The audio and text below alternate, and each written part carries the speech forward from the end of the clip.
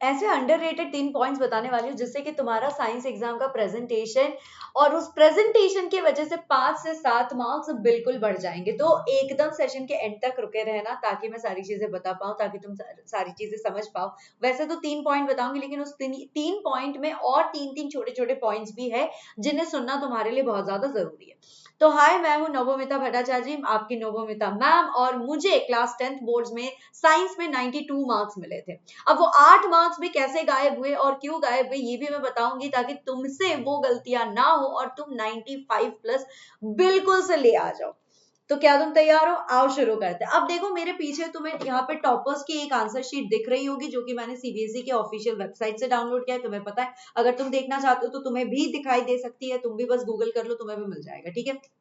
अब बात बताती हूँ। सबसे पहली बात होती है, देखो ये है फर्स्ट पेज, पहला पन्ना जो कि बच्चे का है, और वहां पे आपको दिखाई दे रहा है कि बच्चे ने बहुत ही साफ सुथरे तरीके से लिखा है। एक भी गलती नहीं है, एक भी काटा फूटी कुछ भी ऐसी खींची बीची कुछ भी नहीं है। बहुत ही सुंदर, साफ, नीट, क्लीन, प्रॉपर स्पेसिंग के साथ लिखा है। और यही बात होती है सबसे पहला point, everybody, first impression rule कहते हैं इसे। तो सबसे पहले पेज को इतने सुंदर से लिखो, इतने साफ सुथरे हैंडराइटिंग से लिखो, और सारे, अगर यहाँ पे कोई न्यूमेरिकल है तो उस न्यूमेरिकल को बॉक्स कर दो, हर एक चीज में बुलेट पॉइंट्स यूज करो, ताकि तुम्हें लंबे लंबे पैराग्राफ में बहुत ज्यादा टाइम ना वेस्ट करना पड़े और तुम बाद में ये ना आके बताओ कि मैम लेंदी था पेपर, पेपर तो हमसे हुआ ही नहीं। और एक और चीज मैं बता देती हूँ कि केमिस्ट्री आप लोगों की स्कोरिंग मार्क्स होती है। केमिस्ट्री में आप आसान तरीके से सारी चीजें लिख सकते हो, और वो जो बचा बचाया हुआ सा टाइम आपको मिल जाएगा, उसी टाइम को इस्तेमाल करो अपने बायो के डायग्राम्स में प्रॉपर्ली और फिजिक्स के कैलकुलेशन में, क्योंकि वहां कैलकुलेशन ज्यादा आती है।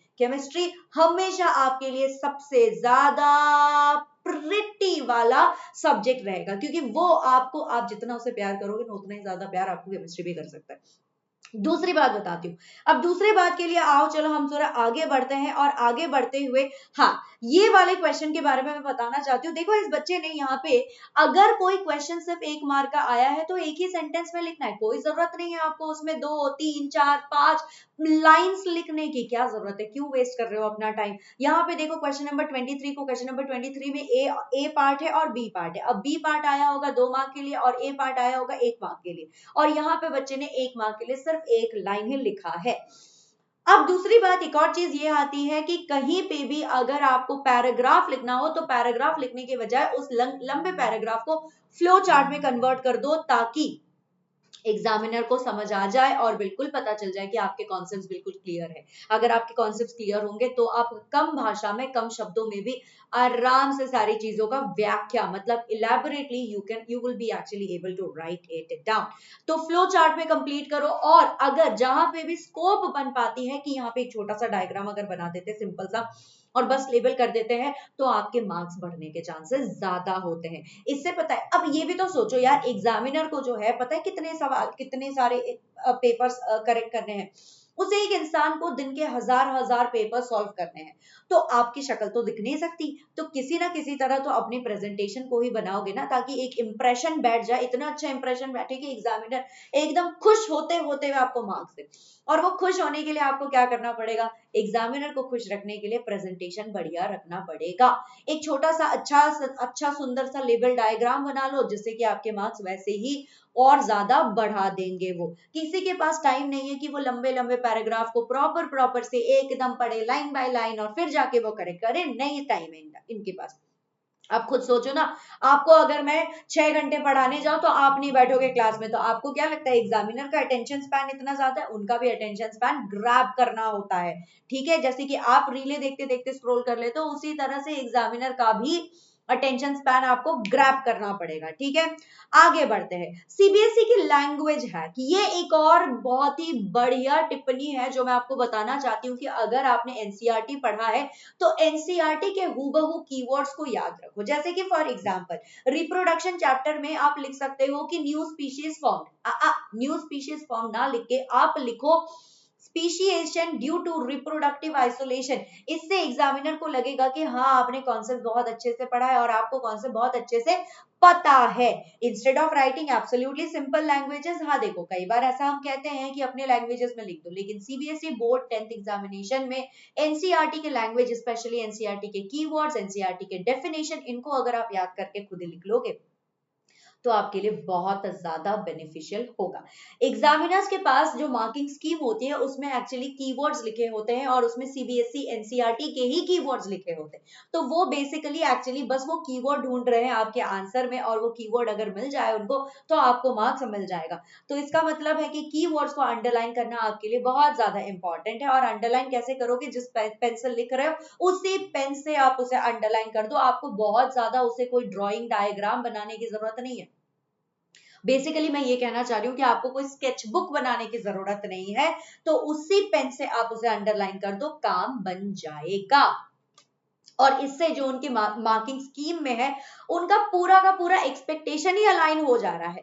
तो अब समझे कि सिर्फ और सिर्फ प्रेजेंटेशन को ऑप्टिमाइज करने पे आपके 5 से 7 मार्क्स बढ़ सकते हैं। तो अब आपको 92 मेरे जैसे लाने की जरूरत नहीं पड़ेगी, आप तो 95 भी लेके आ सकते हो। देखो पढ़ाई आप लोगों ने की होगी, और पढ़ाई तो पूरे इंटरनेट पे हो रही है। आपको भी पता है कि पूरे यूट्यूब में बहुत सारे टीचर्स है जो आपको पढ़ा रहे हैं। और हाँ, मैं भी आपको टॉप 30 क्वेश्चन आज का वीडियो अपलोड होने वाला एसिड बेसिस और सॉल्ट्स के बारे में, तो सब्सक्राइब जरूर कर लेना और उस वीडियो को देख भी लेना, क्योंकि उन्हीं में से, उन्हीं टॉप 30 क्वेश्चंस में से कोई ना कोई कॉन्सेप्ट आपके पेपर में बिल्कुल झलकेगा, और फिर आपको ऐसा ना लगे कि अरे है नवमिता मैम का ये वीडियो क्यों नहीं देखा था। तो देख लेना, आप ही का फायदे होगा। और हाँ, 30 क्वेश्चंस में इतने कम टाइम में करवाने वाली हूँ कि आपको लगेगा ही नहीं कि मैम ने इतना सारा टाइम ले लिया। ऑल्सो मैं क्यों करवाऊंगी इतने कम टाइम में? ताकि आप लोग अपने सेल्फ स्टडी पे ज्यादा ध्यान दो। यूट्यूब से बढ़ के भी और ज्यादा चीजें होती है, तो थोड़े से पढ़ाई खुद से कर लोगे ना तो और बेहतर होगा।